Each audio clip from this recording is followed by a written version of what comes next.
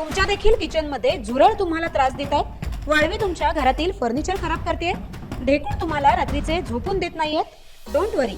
तुमच्या घराभोवताली healthy environment ठेवण्यासाठी A1 star pest control expert तुमची मदत करेल. आजच इन्स्पेक्शन किंवा सजेशनसाठी आम्हाला कॉल करा. A1 star pest control services. कोकणामध्ये घडणाऱ्या घडामोडींची इत्थंभूत माहिती देणारे प्रसार माध्यम म्हणजेच माझे कोकणमध्ये तुम्हा सर्वांचं मनपूर्वक स्वागत आहे. नमस्कार, मी सागर कदम. तुम्ही पाहत आहात माझे कोकणचे प्राईम टाइम बुलेटिन. बातमीपत्राला सुरुवात करण्याआधी पाहूयात बातमीपत्रातील महत्त्वाच्या हेडलाईन्स. खेड पोलिसांच्या संशयास्पद भूमिकेमुळे मनसे आक्रमक. भूमी अभिलेख प्रकरणात पोलीस संशयितांना पाठीशी घालत असल्याचा संजय आखाडे यांचा आरोप.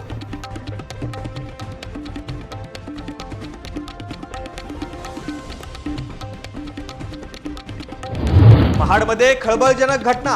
धारदार शस्त्राने एका वृद्धाचा केला खून.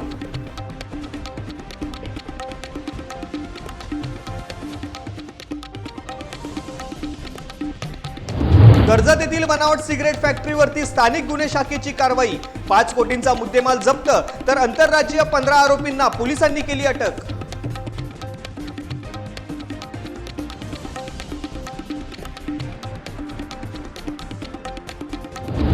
आणि 26 ऑक्टोबर पासून मुंबई चिपी विमान सेवा होणार बंद. कोकणवासियांमध्ये मात्र प्रचंड नाराजी.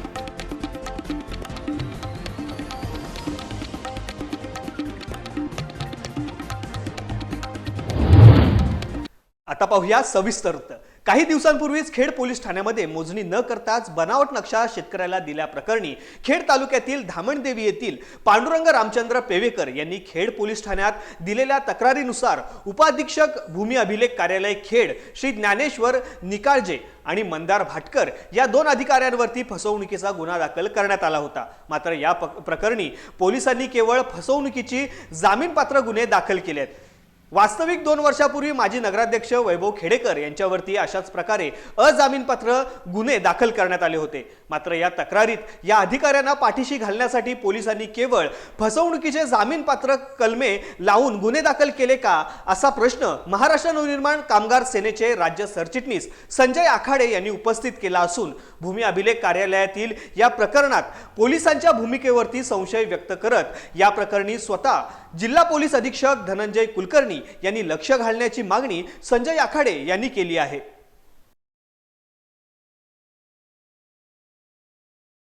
खेड तालुक्यामध्ये भूमी आलेखचा साधारणतः 1-2 वर्षापासून हा विषय गाजतोय. नुकताच एक पेवेकर कुटुंब जवळपास 6 महिन्यापासून एक तक्रार दाखल केली भूमी आलेखच्या काही अधिकाऱ्यांवरती. परंतु खेड पोलीस स्टेशन पासून त्यांना जो काय रिस्पॉन्स पाहिजे तो भेटत नाही. ते सारखे पोलीस स्टेशनच्या पायऱ्या चढत आहेत. खरं तर त्यांनी 3 अधिकाऱ्यांच्या विरोधात तक्रार दाखल केली होती. खोटा दस्तावेज करणं, खोटा नकाशा देणं आणि त्यांच्याकडून काही पैसे थोडे रक्कम जी आहे ती पण उकळण्यात आली होती. तर 3 अधिकाऱ्यांच्या विरोधात त्यांनी तक्रार नोंदवली होती. त्याच्यामध्ये 2 अधिकाऱ्यांवरतीच त्यांनी गुन्हा दाखल केला आणि एकाला का सोडलं. 2 अधिकाऱ्यांवरती जे गुन्हा दाखल केले ते पण एक फसवणीचं नॉर्मल पद्धतीने, जेणेकरून त्यांना जामीन मिळेल त्या पद्धतीने खेड पोलीस स्टेशन पासून मधून त्यांना ते सहकार्य करण्यात आलं होतं. त्याच्यानंतर त्यांना जो से गेला न्यायालयाला, त्या से मध्ये त्यांना दोघांपैकी एकाने अटकपूर्व जामीनसाठी अर्ज केलाय. तो त्यांना तात्काळ अर्ज भेटेल या पद्धतीने त्यांना खेड पोलीस स्टेशननी सहकार्य केलेलं आहे. खरं तर त्यांच्यावरती जे कलम लागले पाहिजे होते 464, 468, 474 या पद्धतीचे कलम लागले पाहिजे होते, परंतु त्या पद्धतीचे कलम काही लागले नाहीत. खरं तर 1 वर्षापूर्वी असंच खेड माजी नगराध्यक्ष वैभवजी खेडेकर यांनी एक शब्द वाढवला म्हणून त्यांच्यावरती ज्या पद्धतीने कलम लावले गेले त्या पद्धतीने ह्यांच्यावरती का नाही लावले गेले. म्हणजे एकाला एक न्याय, एकाला दुसऱ्याला दुसरा न्याय.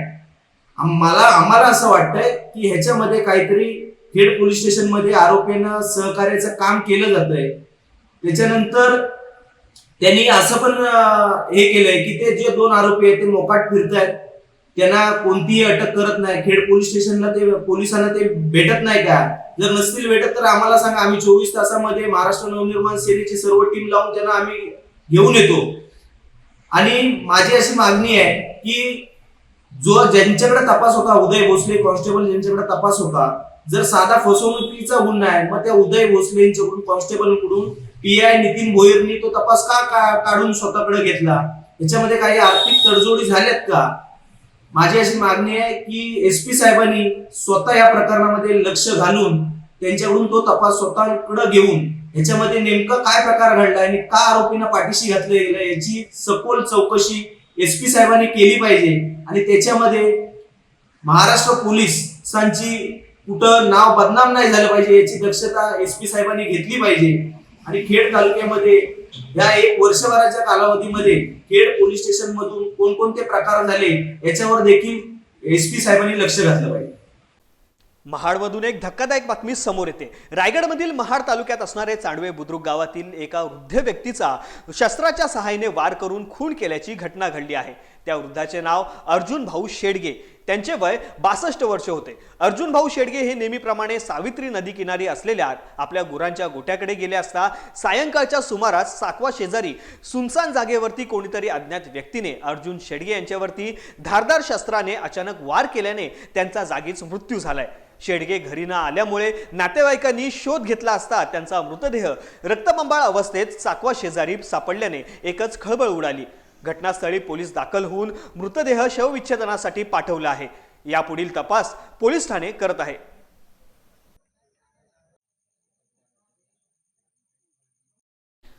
विधानसभा निवडणुकीचे वारे आता जोरदारपणे वाहू लागले असून सर्वच पक्ष आता प्रचाराला लागलेले पाहायला मिळत आहे. शुक्रवारी म्हणजेच आज सकाळी 12 वाजण्याच्या सुमारास महाड विधानसभा मतदारसंघाचे उमेदवार आमदार भरत गोगावले यांच्या पोलादपूर शहरातील प्रचाराचा शुभारंभ रायगड जिल्हा परिषद माजी उपाध्यक्ष चंद्रकांत कळंबे यांच्या उपस्थितीत करण्यात आला असून पोलादपूर शहराचे ग्रामदैवत श्री काळभैरवनाथ देवस्थान या ठिकाणी श्रीफळ वाढवून महायुतीच्या पदाधिकारी व कार्यकर्त्यांच्या उपस्थितीत घोषणा देत शुभारंभ करण्यात आलाय. यावेळी आमदार भरत गोगावले यांना भरघोस मतांनी निवडून देऊ असा निश्चय करण्यात आलाय. चंद्रकांत कळंबे साहेब आप आगे बढ़ो, हम तुम्हारे साथ हैं, महायुतीचा जय असो. सावंतवाडी येथील महाविकास आघाडीचे तसेच शिवसेना उद्धव बाळासाहेब ठाकरे पक्षाचे उमेदवार राजन तेली यांनी आज सावंतवाडी प्रांत कार्यालयात उमेदवारी अर्ज दाखल केलाय. यावेळी त्यांच्यासोबत मोजकेच 5 कार्यकर्ते उपस्थित होते. राजन तेली हे 29 तारखेला शक्ती प्रदर्शन करणार आहेत. 29 तारखेला सिंधुदुर्ग जिल्ह्यात आदित्य ठाकरे येण्याची शक्यता आहे. राजन तेली यांनी आज उमेदवारी अर्ज दाखल करण्यासाठीचा मुहूर्त काढला होता. त्यांनी मुहूर्तावरचा उमेदवारी अर्ज आज दाखल केला आहे. पक्षातर्फे अर्ज दाखल केलेला आहे आणि एका उमेदवाराला 4 अर्ज भरता येतात. उद्या परवा माझ्या माहितीप्रमाणे सुट्टी असेल आणि सगळीच गडबड व्हायला नको. 29 तारीख शेवटची त्यामुळे अर्ज भरून ठेवलेला आहे. 29 तारीखला आघाडीतले सगळे घटक पक्ष त्यांचे सगळे नेते आणि या विधानसभेतली सगळे आमचे पदाधिकारी जनता या ठिकाणी येईल आणि त्यांच्या उपस्थितीत जो फॉर्म आहे त्या ठिकाणी दाखल. माझ्या मते आघाडी भक्कम आहे. आघाडीत बिघाडी असण्याचं काही कारण नाही. शेवटी उमेदवाराच्या बाबतीत सगळ्यांना इच्छा असणं आवश्यक आहे. 3 पक्ष आहेत आणि त्यांनी पण इथं चांगलं काम केलेलं होतं. त्यामुळे अपेक्षा असणं काही चुकीचं नाही. तर माझ्यावर रुपेश रावळ आहे, त्यांची पण इच्छा होती. पण आघाडीमध्ये जो काही निर्णय त्या ठिकाणी झाला होता तो वरिष्ठ आदरणीय शरदचंद्र पवार साहेब असतील, आदरणीय उद्धवजी ठाकरे साहेब असतील आणि काँग्रेसची सगळीच मंडळी म्हणजे आदरणीय आमचे नाना पटोले साहेब असतील, सगळे ज्येष्ठ मंडळी सगळ्यांनी मिळून हा निर्णय घेतलेला होता. आणि त्या निर्णयाच्या द्वारे शिवसेना आमच्या उद्धव ठाकरे साहेब गटाच्या म्हणून माझी त्या ठिकाणी पक्षाने माझ्यावर जबाबदारी टाकली. त्यामुळे पुढे काय झालं हे आता नेते मंडळी बघतील. एवढा त्यांची नाराजी असणं स्वाभाविकच आहे, कारण त्यांनी इकडे काम केलं. त्यामुळे त्यांच्याशी बसल्यानंतर त्यांच्याशी बोलल्यानंतर आणि शेवटी आमचा सगळ्यांचा जर उद्देश एक असेल तर सगळ्यांनी पाठिंबा या ठिकाणी द्यायला पाहिजे अशी माझी त्यांना विनंती राहील. जर उद्या आघाडीच्या घटक पक्षांनी सगळ्यांनी जर वरती अर्चनाताईंचं नाव घेतलं असतं तर मी पण त्यांना पाठिंबा दिला असता. किंवा उद्या कोणी जो उमेदवार उद्देश सगळ्यांचा एक असल्यामुळे राष्ट्रवादी असेल, काँग्रेस असेल किंवा शिवसेना आणि जे काही उद्धव ठाकरे गटाची सगळी मंडळी आहेत, सगळ्यांचा उद्देश एक असल्यामुळे सगळ्यांनी एकत्र राहून या ठिकाणी काम केलं पाहिजे. आजच काँग्रेसचे अध्यक्ष, त्यात दिलीप नार्वेकर, तिन्ही तालुक्याचे तालुका अध्यक्ष यांची बैठक झाली. विलास गावडे पण त्या ठिकाणी होते आणि सकारात्मक चर्चा होऊन 29 तारीख त्यांचा निर्णय घेऊनच ठरली. नाही, मी अपक्ष भरलाच नाही, तेच सांगतो तुम्हाला. एक उमेदवार 4 अर्ज भरू शकतो. तुम्ही अपक्ष भरण्याचा विषय येत नाही. आज सगळ्या संध्याकाळी समजेल, कारण जोपर्यंत आघाडीतल्या सगळ्या इथल्या जिल्ह्यातल्या नेत्यांची बैठक होत नाही तोपर्यंत आज संध्याकाळपर्यंत सगळी बैठक होऊन, आज काँग्रेसची झाली, राष्ट्रवादीच्या नेत्यांना काल भेटलोय आणि त्यामुळे ती सुद्धा आता आपल्या वरिष्ठांपर्यंत जातील. त्यांचा सगळा निर्णय आला की सगळे एकत्र बसून कोण कोण येणार आहे त्याचा विचार करून पुढचा निर्णय त्या ठिकाणी घेतला. 100% आमची सगळ्यांची अपेक्षा आहे की त्यांनी या ठिकाणी यावं. मी त्यांच्याकडे वेळ मागितलेला आहे. आले तर सगळ्यात आनंदच होईल आणि मला खात्री आहे की ते या ठिकाणी येतील. सावंतवाडी विधानसभा मतदारसंघात महाविकास आघाडीला मोठा धक्का बसला आहे. या मतदारसंघातून राष्ट्रवादी काँग्रेसने उमेदवारी नाकारल्याने अर्चना घारे यांनी अपक्ष लढण्याचा निर्णय घेतलाय. त्यांनी आज प्रांत कार्यालयात जाऊन अपक्ष उमेदवार अर्ज भरलेला आहे. सावंतवाडी महाविकास आघाडीला मोठा धक्का मानला जातोय. या मतदारसंघात महायुतीचे दीपक केसरकर आणि महाविकास आघाडीचे राजन तेली असा सामना होत असताना आता अर्चना घारे या अपक्ष म्हणून रिंगणात उतरल्याने महाविकास आघाडीसमोर आव्हान निर्माण झाले आहे. अर्चना घारे यांनी आज सावंतवाडी मेळावा आयोजित केला होता. यावेळी कार्यकर्त्यांना आपल्या अश्रूंना आवर घालता आला नाही. उमेदवार अर्चना घारे या सुद्धा व्यासपीठावरती ढसाढसा रडल्या. कार्यकर्त्यांनी औक्षण करून त्यांचा उमेदवारी अर्ज दाखल केलाय.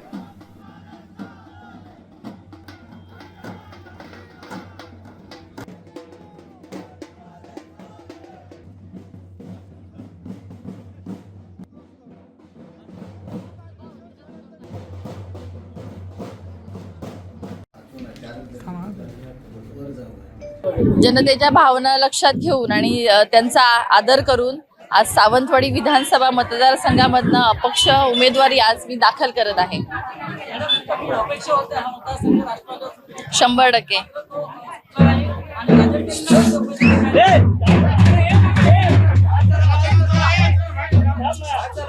100%.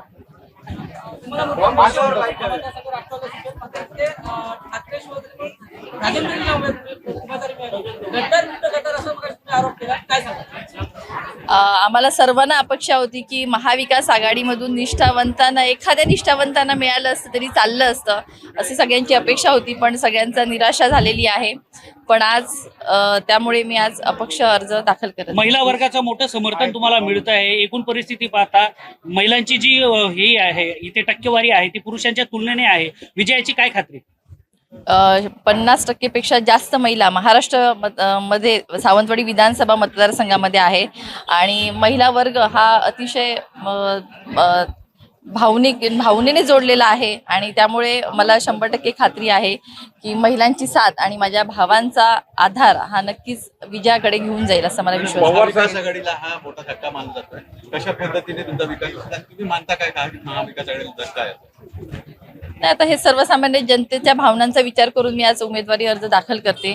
माझी कोणत्याही नेत्यावर नाराजी नाहीये, एवढंच मी तुम्हाला सांगते. 4 दिवस तुम्ही शरद पवार साहेबांसोबत मुंबईला होता, काय चर्चा झाली होती, काय त्यांची नेमकी भूमिका होती? आदरणीय साहेबांनी, जयंत पाटील साहेबांनी, आदरणीय ताईंनी प्रयत्न केले की मला उमेदवारी मिळावी म्हणून. पण शेवटी हे तिळी भावंड आहेत जसं महाविकास आघाडी म्हणून आणि त्याच्यामध्ये त्यांना काहीतरी अडचण आली.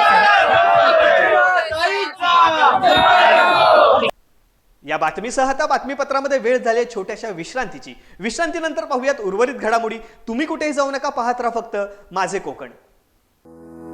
खुश खबर, खुश खबर, खुश खबर.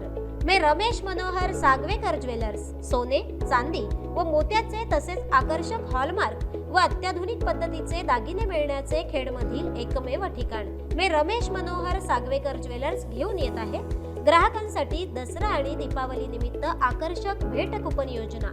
7 सप्टेंबर ते 10 नोव्हेंबर 2024 या कालावधीत ग्राहकांना मिळणार 25,000 रुपयांच्या सोने व चांदी रोख खरेदीवर आकर्षक भेट कुपन. प्रथम विजेत्यास 2 व्हीलर तर वॉशिंग मशीन, AC सह इतर 101 भेट वस्तूंची लयलूट खास दसरा आणि दीपावली निमित्त. मग वाट कसली पाहताय? आजच आपल्या ज्वेलर्सला भेट द्या. आमचा पत्ता सोनाराळी, तालुका खेड, जिल्हा रत्नागिरी. तसेच पोलादपूर बाजारपेठ मारुती मंदिर शेजारी तालुका पोलादपूर जिल्हा रायगड. अधिक माहितीसाठी आजच संपर्क करा. संपर्क क्रमांक 9270 28 43 23 आणि 77 41 08 93 15. विश्रांतीनंतर माझे कोकणच्या प्राईम टाइम बुलेटिनमध्ये मी सागर कदम तुमचं पुन्हा एकदा मनपूर्वक स्वागत करतो. रत्नागिरी जिल्ह्यातल्या खेड दापोली मार्गावरील कुवे घाटामध्ये उपविभागीय अधिकारी यांच्या गाडीला समोरून भरधाव वेगाने येणाऱ्या कारने धडक देऊन अपघात केला आहे. खेड विभागाचे उपविभागीय पोलीस अधिकारी राजन सस्ते हे दापोली पोलीस ठाण्यात जात असताना कुवे घाटामध्ये आले असता समोरून विरुद्ध दिशेने भरधाव वेगाने येणाऱ्या कारने उपविभागीय पोलीस अधिकारी यांच्या काळ्या रंगाच्या महिंद्रा स्कॉर्पिओ गाडीला समोरासमोर ठोकर दिली आहे. स्कॉर्पिओचे मोठे नुकसान झाले आहे. सुदैवाने गाडीत असलेले उपविभागीय पोलीस अधिकारी राजन सस्ते, त्यांचे चालक, अंगरक्षक सुरक्षित आहेत. खेड दापोली मार्गावर कुवे घाटामध्ये सकाळी 10:30 वाजण्याच्या सुमारास हा अपघात घडला आहे.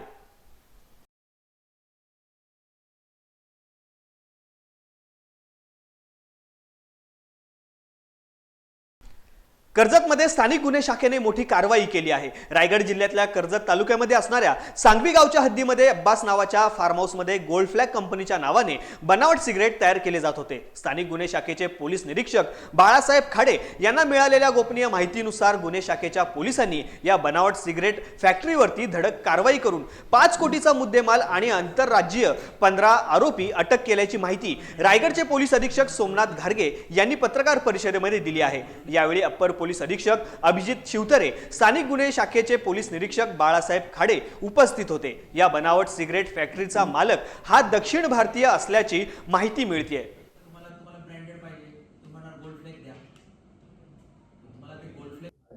रायगड जिल्हा स्थानिक गुन्हे शाखेनं कर्जत या ठिकाणी एका फार्म हाऊसवरती रेड केली आणि त्या ठिकाणी सिगारेट बनवणारी फॅक्टरी मिळून आली.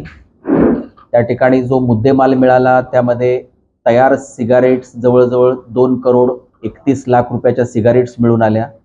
त्यानंतर सिगारेट बनवण्यासाठी जो रॉ मटेरियल आहे म्हणजे टोबॅको आहे आणि इतर मटेरियल आहे ते पण 15 लाख रुपयाचे मिळून आलं. आणि हे सगळं बनवण्यासाठी ज्या मशिनरी आहेत त्या साधारणतः 2.5 करोड रुपयाच्या मशिनरीज ज्या ऑटोमॅटिक मशीन्स आहेत त्या ठिकाणी मिळून आल्या. असा एकूण 4,94,00,000 रुपयाचा मुद्देमाल हस्तगत करण्यात आलेला आहे आणि 15 लोकांना ताब्यात घेतलेला आहे. कर्जत पोलीस ठाण्यामध्ये योग्य तो गुन्हा नोंद केलेला आहे. यामध्ये असं दिसून आलेलं आहे की गोल्डफ्लेक या कंपनीच्या ह्या सिगारेट्स बनत होत्या आणि मार्केटमध्ये अगदी राज्यामध्ये आणि राज्याबाहेर या विकल्या जात होत्या. याचा मूळ मालक जो आहे तर तो साऊथ इंडियामधला आहे. फार्म हाऊस जे आहे ते मुंबई स्थित एक अब्बास नावाचे व्यक्तीचे एक नावावर होता. त्यानंतर परत पुढे ट्रान्सफर झालेला आहे. तर त्याचे जे आम्ही तहकीकात करत आहोत, परंतु ॲक्च्युअल जो चालवणारा जो व्यक्ती आहे तो साऊथ इंडियन आहे. त्याचे जे काही मॅनेजर आणि इतर कामगार जे आहे त्यांना पकडण्यात आलेलं आहे. हे साधारणतः एक 6 महिन्यापेक्षा जास्त काळ झालेला असू शकतो. जे काही त्या ठिकाणी जे सर्कमस्टन्शियल जे काही एव्हिडन्स दिसतो आहे 6 महिन्यापेक्षा जास्त काळ त्या ठिकाणी हे काम चालू होतं असं दिसतो आहे.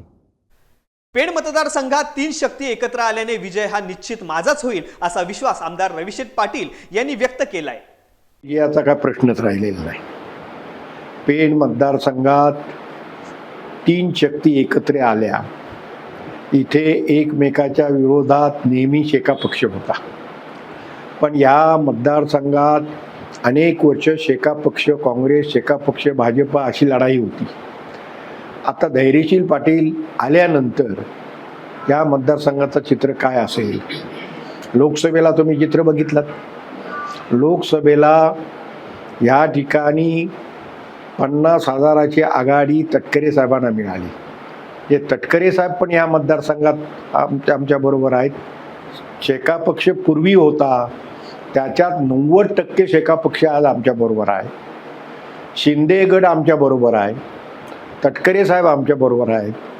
आता जर ह्या सगळ्यांचा मनोमिलन एक आहे तर मग काय याचं चित्र काय सांगायला नको उद्या. रविशेठ पाटील हे 28 तारखेला उमेदवारी अर्ज भरणार आहेत. त्यांनी सर्व कार्यकर्त्यांना मोठ्या संख्येने उपस्थित राहण्याचे आवाहन देखील केले आहे. अर्ज भरणार 28 तारखेला कार्यकर्त्यांना कळकळीची विनंती केलेली आहे की आपण अर्ज भरण्यास यावं. ऐरोली मतदारसंघातून स्वराज्य पक्षाकडून अंकुश कदम यांना मैदानात उतरवण्यात आलं असून अंकुश कदम यांनी आज ऐरोली मतदारसंघात जोरदार शक्ती प्रदर्शन करत बाईक रॅली काढली आहे. नातेवाईकांना टक्कर देण्यासाठी आता मराठा कार्ड काढण्यात आलेला आहे.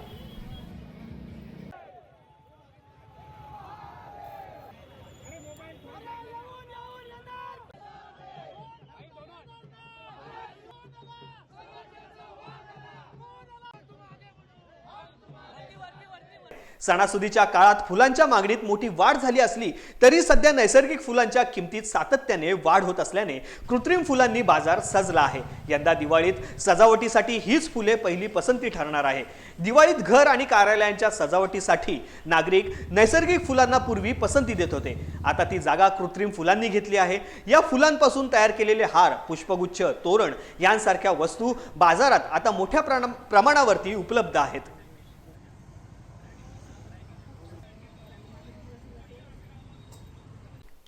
मोठा गाजावाजा करून सुरू करण्यात आलेली मुंबई ते चिपी म्हणजे सिंधुदुर्ग व चिपी ते मुंबई ही विमानसेवा उद्या शनिवारपासून बंद करण्यात येणार असल्याने सिंधुदुर्गवासियांना मोठा धक्का बसला आहे. मुंबईहून थेट तळ कोकणात जाण्यासाठी चिपी येथे प्रचंड खर्च करून विमानतळ उभारण्यात आले. या विमानसेवेला कोकणवासियांचा मोठा प्रतिसाद देखील लाभला होता. पण अनियमित सेवेमुळे ही विमानसेवा टीकेचे लक्ष बनली होती. 3 वर्षांपूर्वी मुंबई ते चिपी आणि चिपी ते मुंबई अशी विमानसेवा सुरू करण्यात आली होती. पण ही सेवा रखडत सुरू होती. अखेर 26 ऑक्टोबरपासून मुंबई ते चिपी आणि चिपी ते मुंबई ही विमानसेवा बंद होत आहे.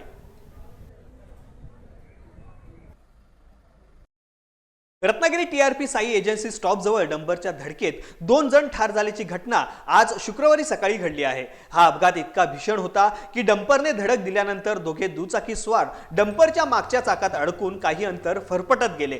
डंपर सोबत फरफटत गेलेल्या दोघा दुचाकी स्वारांचा जागीच मृत्यू झालाय. मृत दोघांपैकी एकाची ओळख पटली असून दुसऱ्याच्या चेहऱ्याचा पूर्णतः चेंदामेंदा झाल्याने त्याची ओळख पटवण्याचे काम सुरू आहे. मुक्तेश्वर ठीक राहणार विमानतळ प्रशांत नगर असे एका मृत दुचाकी स्वाराचे नाव आहे. डंपर कुवारबाव येथून जेके फाईल्स मार्गाने जात होता तर मोटारसायकल चालक देखील याच मार्गाने जात होता.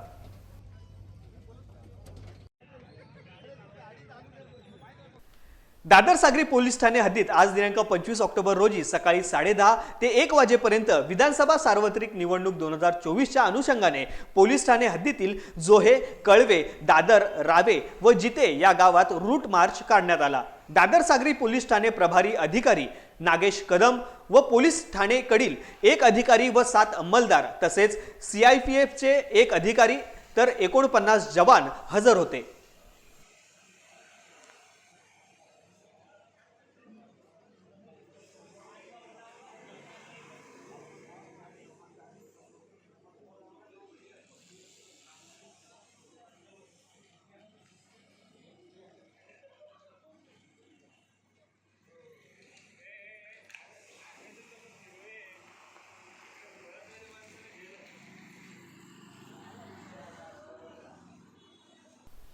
या बातमीसह आता बातमीपत्रामध्ये वेळ झाली इथेच थांबण्याची. कोकणामध्ये घडणाऱ्या घडामोडींची इत्थंभूत माहिती मिळवण्यासाठी आणि अपडेट जाणून घेण्यासाठी तुम्ही पाहत राहा फक्त माझे कोकण.